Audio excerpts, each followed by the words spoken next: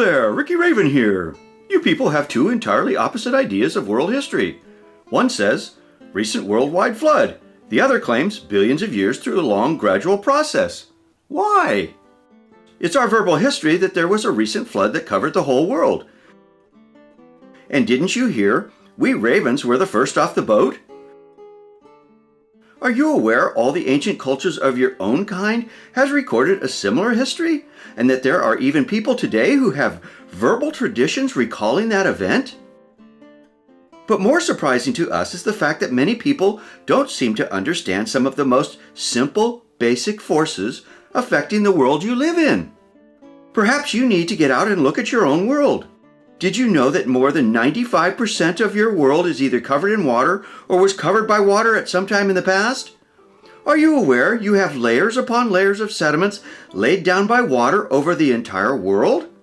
Don't you think it's strange there doesn't seem to be any erosion between those layers? And isn't it strange there are numerous amounts of fossils from drowned and buried animal and plant life in these marine deposits, even in the middle of your continents?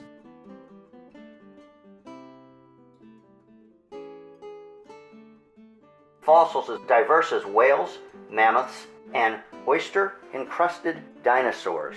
Now, how would you have oyster-encrusted dinosaurs unless there was a flood? Are you aware you have seashells on most of your highest mountains? Some people ask, well, what about radiometric dating?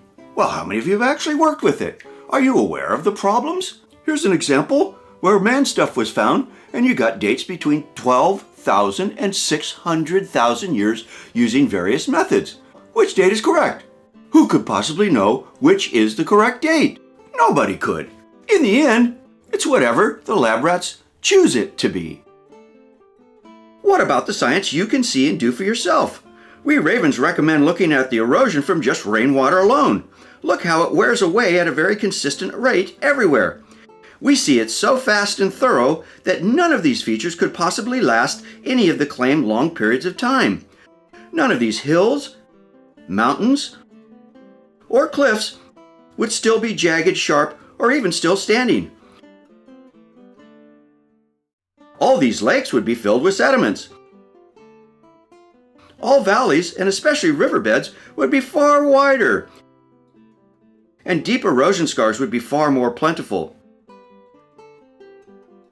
If there had been long periods of time, there would be massive amounts of rock and soil debris at the base of every cliff and at every mountain. Most hills would be completely covered.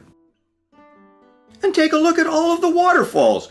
Don't you think they would be far more eroded and there'd be much deeper V-cuts if this water had been running for a long period of time? Are you aware that some areas record the erosion rates at 3 feet or more every single year? Think about that. At even a fraction that rate, there wouldn't be any place on this entire planet that could have lasted anything close to just 1 million years, let alone the many millions that they claim. To the ravens, the evidence for the recent flood is so overwhelmingly obvious, we wonder how the lab rats have gotten you to even consider the other.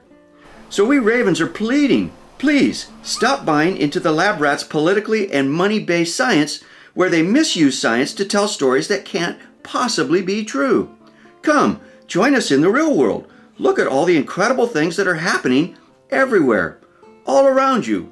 We're warning you, things are happening far faster than you've been led to believe, and we are asking you to please go and see it for yourself. The history of all the ancient cultures of the world told you there was a flood that covered the world not long ago. That's a historical fact, not a religious belief. That event reshaped your world, and it has been eroding ever since. We ravens see it in our day-to-day living and in the real world. We invite you to come and join us. Come see yourself, and then come back here and share with me what you find. Thanks for watching.